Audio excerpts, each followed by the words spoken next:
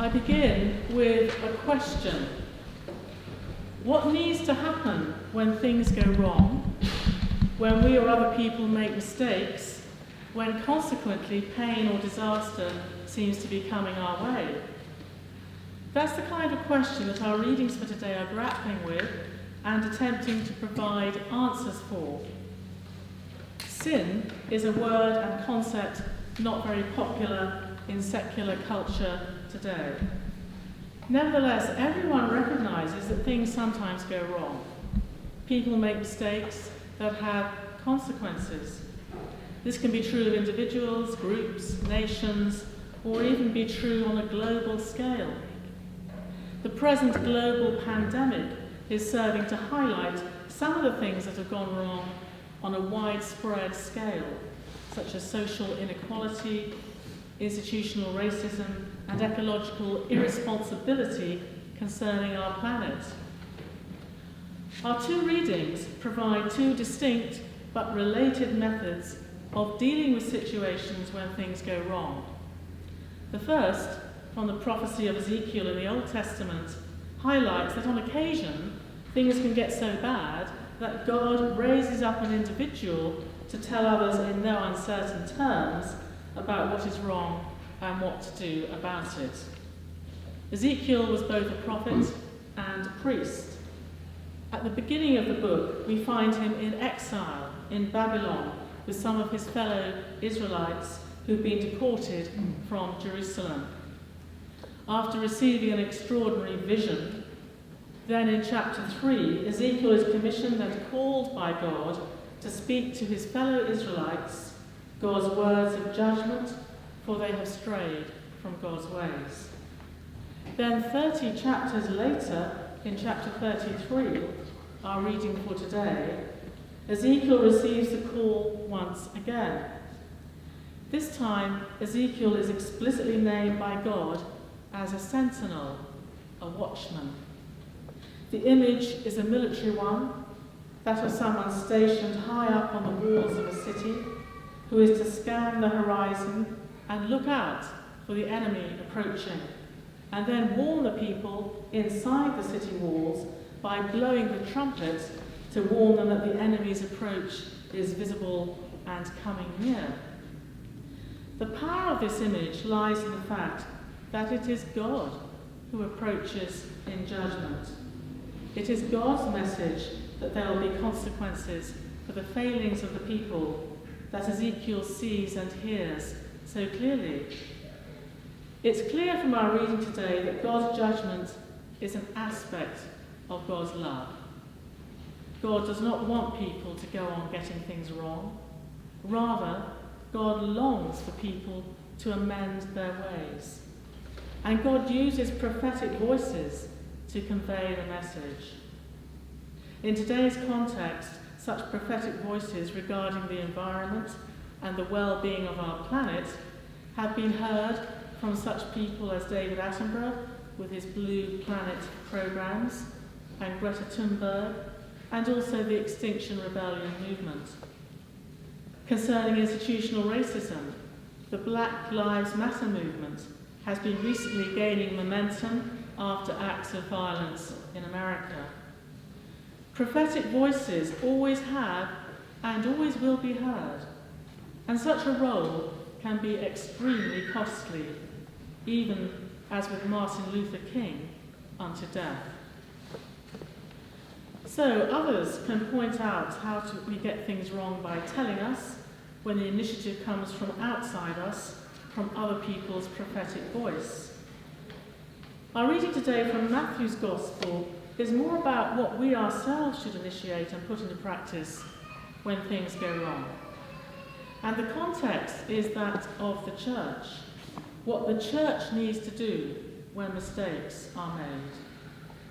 The passage comes as part of 4 of 5 discourses, the 4th one, of teaching blocks of Jesus' sayings that make up the structure of Matthew's Gospel. Jesus is teaching his disciples. He's telling them what to do if someone within the church community wrongs them. First of all, the individual who has been wronged should speak to the person who has offended when they are alone together, face to face. If there's no acknowledgement of the wrong done, then the aggrieved individual should take one or two others along as witnesses. And if there's still no acknowledgement of the wrong done, then the matter should be taken to the wider church to adjudicate. Open truth-telling is at the very heart of this method. Open truth-telling that seeks reconciliation and forgiveness and the restoration of unity.